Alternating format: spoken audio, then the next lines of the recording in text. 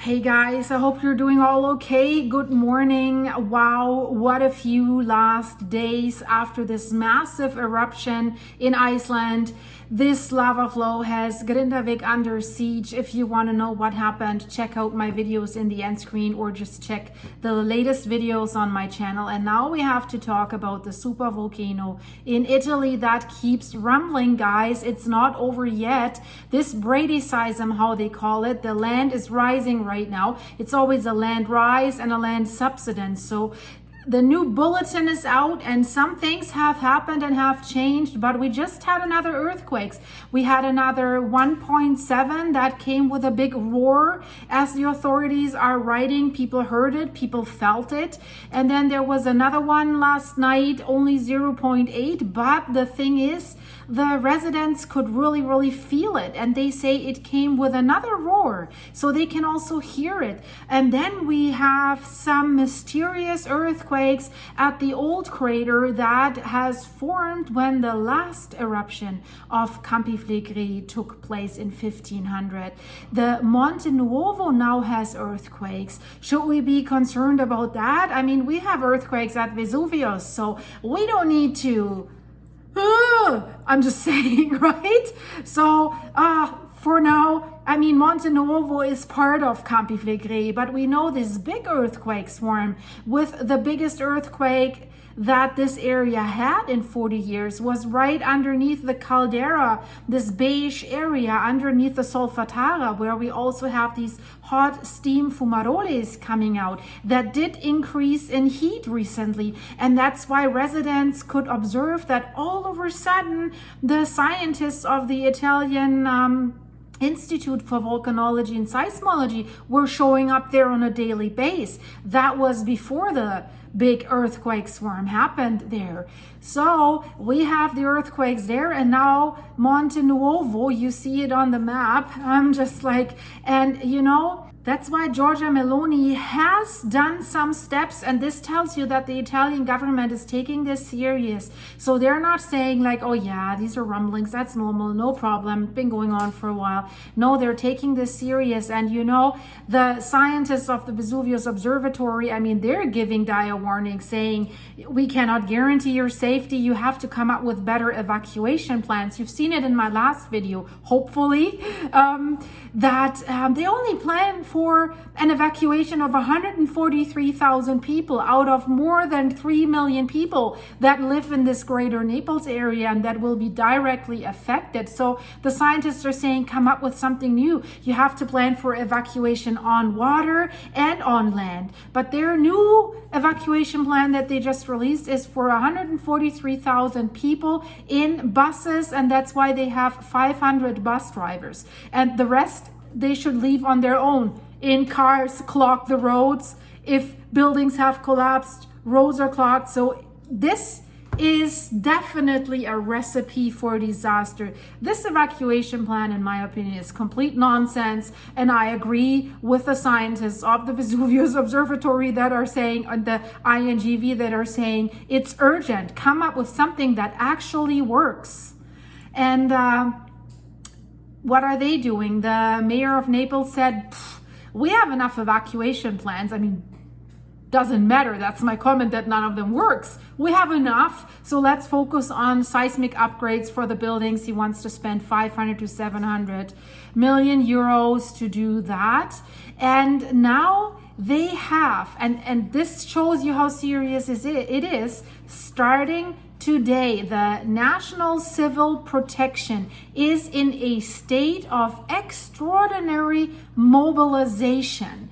And the Minister of Civil Protection just signed this state today. His name is Nello Musumeci. They want to support the Campania region, the province, with this deal, but only to deal with this Brady seism emergency, how they call it. They call it emergency at the Campi Flegrei. So the land rise, the land subsidence that comes with these earthquakes. Well, it's a volcanic emergency, I would say. The Brady seism is just something that is, so to speak, that results from the volcanic activity underneath. So I would call it a volcanic emergency. And we know that Roberto Scandone, he's a renowned scientist that has observed Campi Flegrei for decades. He said in March, if I had the resources, I would evacuate this area right now. So that tells you something. So they want to support it. Extraordinary mobilization of the National Civil Protection Service. At least they're doing something. The residents in Pozzuoli, where the epicenter of these large earthquake swarms happened on May 20th, they were really angry because they didn't see much of the civil protection. That's why you've seen the video when they were running after one car that coincidentally drove by all the citizens that had been on the streets after the earthquakes, standing there, waiting there, not knowing what to do. And they stopped him and opened the door and were like Italian way, you know, like, what's happening? Where's the mayor? So yes, they need more staff and they need a better organization. And that's also the aftermath of this event that happened in Pozzuoli.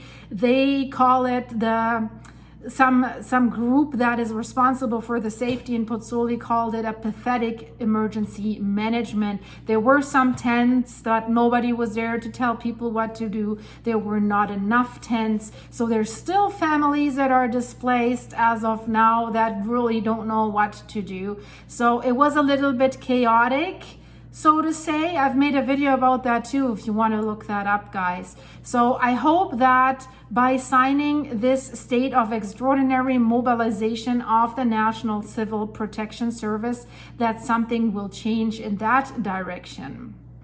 So they're really saying, I mean, this needs to be done in order to deal with the critical situation that arose in the Campi Flegrei after this seismic event of May 20th, right? As part of the ongoing Brady seismic phenomenon that could result in an eruption. That's what the experts are saying. That's why they're putting so much pressure on the officials to come up with a good evacuation plan, because you don't have that much time. And even to evacuate the 143,000 people with the 500 bus drivers, I mean, some of you have written in the comments, good luck with the bus drivers. Yes, if there's a volcanic eruption and there's panic, I don't think they will go to their bus and wait there till everyone's inside the bus. I think, yeah, you know what I mean. So yes, it's not working, right? They said for 143,000 people, they need something like 72 hours at least. But there's more than 3 million people in that region. So this doesn't make sense. And even in the red zone of Campi Flegrei, we're talking about 500,000 people. So I don't know what they were thinking, guys. Honestly, I think this is just BS to calm down the situation or give the residents some feeling of safety. But you know, if I was a resident there in a metropolitan area with over 3 million people, and I see that they're only prepared to evacuate 143,000 people, is this like a triage system?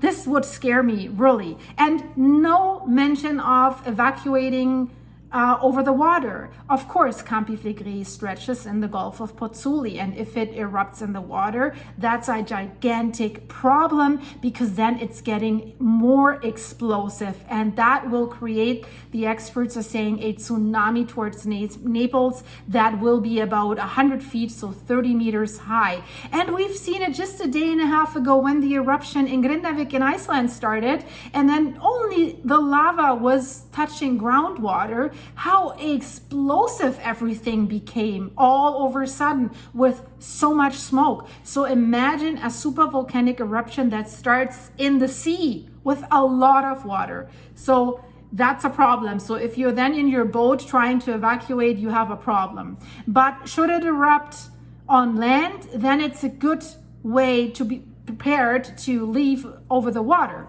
So that plan should basically say, what if, like an algorithm, if you want to program a software. So if the eruption happens in the water, then do this. If it's not in the water and on land, do this, right? You have to have your options.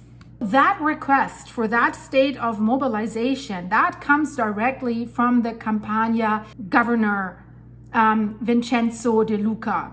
He wanted that done and he got it done quickly, and that's really good. And the officials are also talking about, right, they don't want new buildings in the direct caldera area. They want to support the residents there with taking over mortgages and some other support, some tax reliefs and stuff like this. So this seems to be already in the works. Of course, there's some residents saying, and some mayors of the neighboring communities, they're saying, we don't want to leave. So that's a problem, and I understand it. They say, we're born here. We know that we're living on a volcano, basically, but, you know, we want to be prepared. We want seismic upgrades of our buildings, but we don't want to leave. So what they're demanding is upgrades, seismic upgrades to their buildings, which of course doesn't help if there's a supervolcano erupting underneath your house. Then it's done, right? So yeah, it's a difficult question, and it's not easy for these people that are living there. Because the scientists are saying even a small eruption somewhere in the Campi Flegrei supervolcano that stretches around 100 kilometers, so inside that red ring, will cause devastating problems, right? And we know what that means. So what is concerning right now, that after this large earthquake swarms, the earthquakes keep coming, and they keep coming in a way that they're really shaking the residents again and again, because they make loud sound and they're shaking the residents. They're coming from a depth of something between 2 and 3 kilometers only, and that's why the residents can feel them. So there was one on the 29th at almost 4 a.m. It was only a 1.7, but it was only 2.2 kilometers below the ground, and it shook the residents, and they were scared again, for sure. And I don't blame them.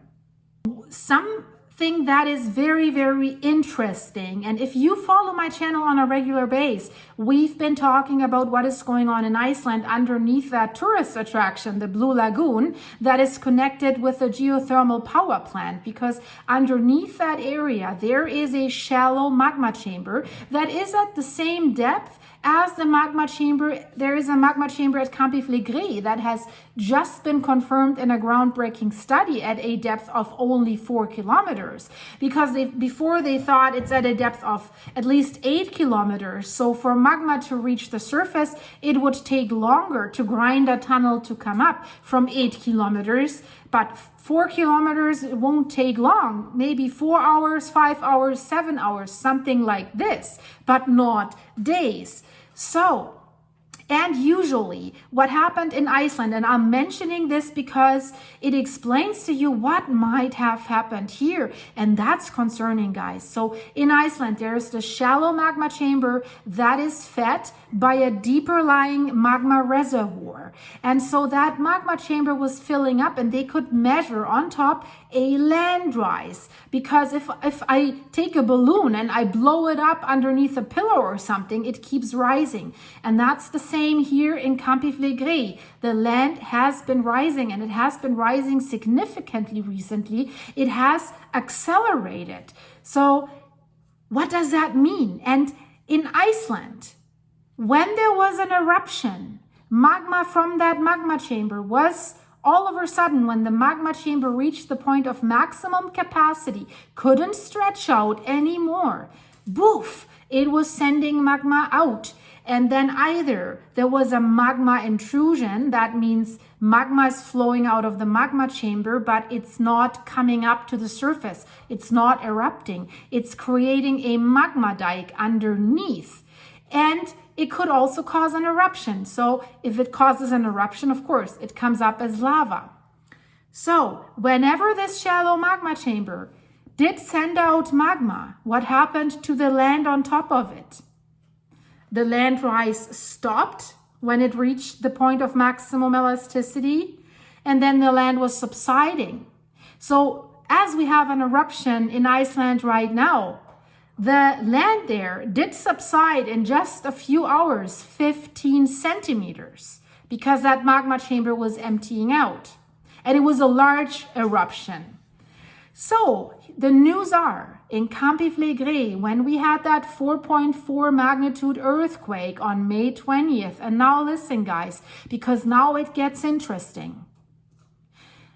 After that earthquake, the land underneath Pozzuoli, where there's the most land rise, there's the epicenter of the earthquake underneath the Solfatara, the land did subside. Only 1 centimeter, but it did subside. So what is the conclusion? Did we have a magma run? Did magma flow out of the magma chamber? Did it cause a magma intrusion somewhere, a tiny small one? Because it did subside for a moment and then it started to rise again. So it's filling up again.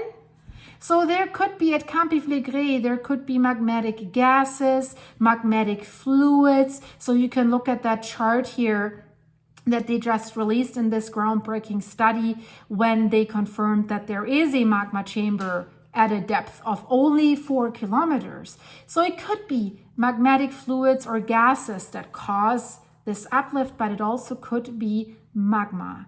And what the scientists are now saying more and more and more, that they think it is magma what is causing this land rise. So there must be a reason, maybe because of the earthquakes, there was just some more gases released or whatever that did cause that little 1 centimeter subsidence. But you know, guys, it is a scary thing. I tell you this. I don't know, guys, let me know in the comments if you live there, you own a home there, and you know you can't sell it. Would you stay or would you leave? I mean, we had the situation just in Grindavik right now. There were 3 people that said enough emergency evacuations. We're staying. And then came this massive eruption and the lava put Grindavik under siege. They built these defense walls. That was protecting the people in town. Otherwise, the town would be covered in lava completely. But there are no protection walls at Campi Flegrei and they wouldn't help because this is a supervolcano. This is a completely different animal.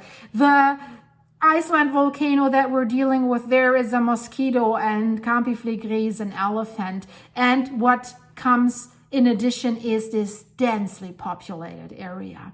And of course, people are settling right on these calderas, right on the volcano, because it's super fertile ground. It's super nice, volcanic ashes, right? But you know, there's a reason why it's so fertile and while these volcanic ashes are there. And that's what scares me, guys. And you know, you have to consider in the week, well, since the earthquake swarm started May 20th until May 26th, at the Campi Flegrei supervolcano, there have been 274 earthquakes that have been recorded during 3 seismic swarms. In Iceland, we only had 1 seismic swarm and poof, then the eruption came, right? Right now, we're seeing a ground deformation at Campi Flegrei of 20 millimeters per month. That's 2 centimeters per month. That's a little less than an inch. The ground is rising. That's the rate that is rising with, and that has accelerated recently. What are the residents dealing with? 207 people have been displaced since this first earthquake swarm hit, and they still are displaced. So for 10 days now, and there's people still living in tents.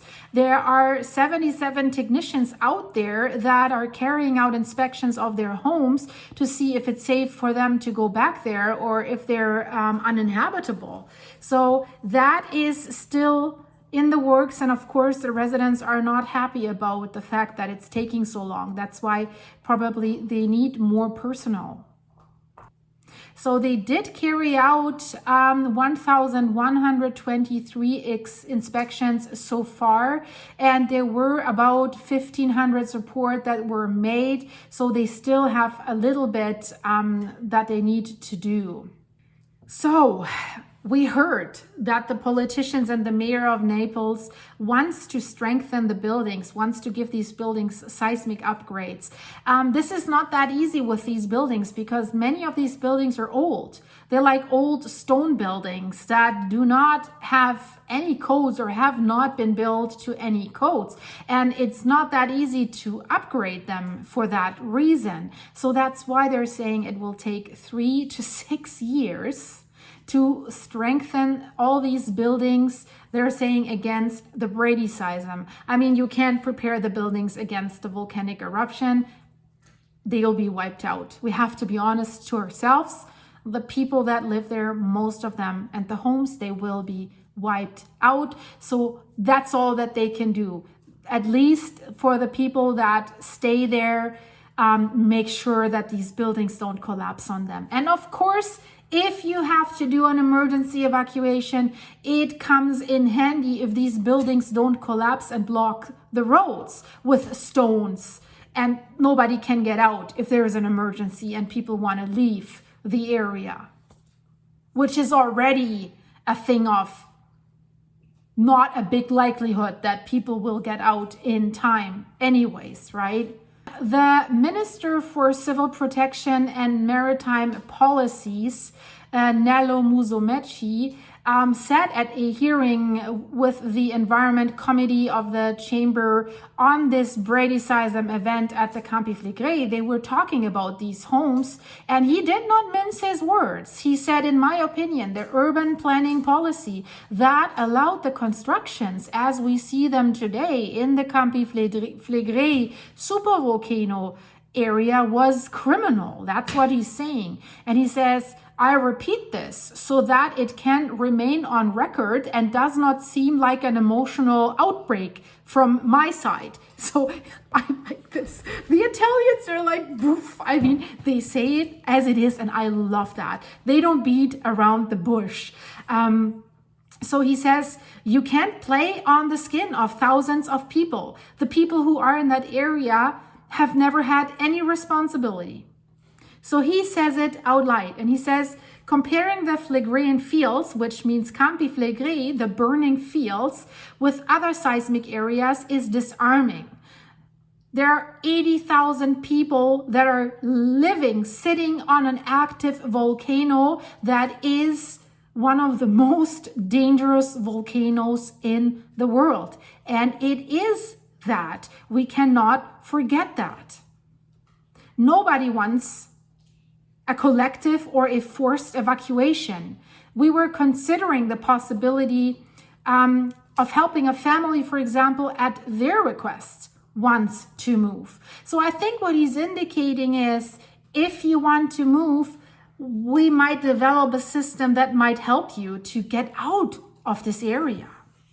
So what did they announce as well? That by the middle of June, they will have a first civil protection exercise, and they say others will follow. They want to test an organizational model that promptly regulates all the different phases of the emergency. If the emergency is only seismic, yes, but if it's a supervolcanic eruptions, there are not many phases. There are phases of an earthquake swarm, and then shortly after it's over. That's basically what it is. We have to be blunt with this as well. It's not fear-mongering, it's just a reality. It could happen, it doesn't have to happen now, but it could happen, right? And this Brady seism emergency, how they call it, is alarming and has alarmed scientists.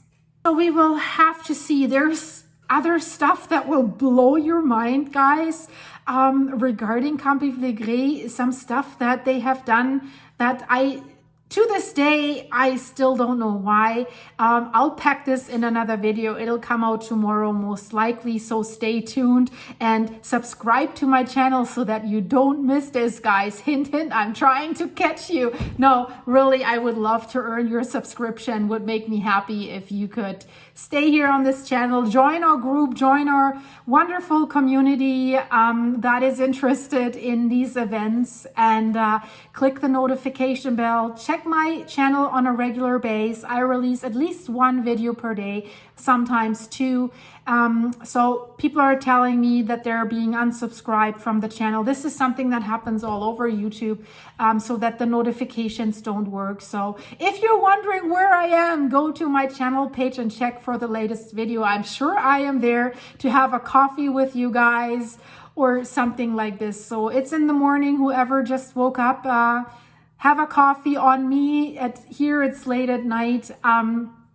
But I'm sure we will have one together very, very soon. And speaking of coffee, thank you so much, guys, for supporting me with coffees on my Buy Me a Coffee website. The link is in the description of this video. It helps a lot. I'm supporting my farm with these coffees and, of course, my own coffee fix so that I can stay fit and awake to do all this reporting for you. The eruption at not at Campi Flegrei, oh gosh, thank God, no eruption, in Iceland. I stayed up till almost 1 p.m., 12:30, I think, to cover this eruption. So yeah, it is what it is. You can't just go to sleep and let this eruption go without telling you guys what's going on. So I'll see you very, very soon, guys. Check out these videos in the end screen. I'll see you. Bye-bye.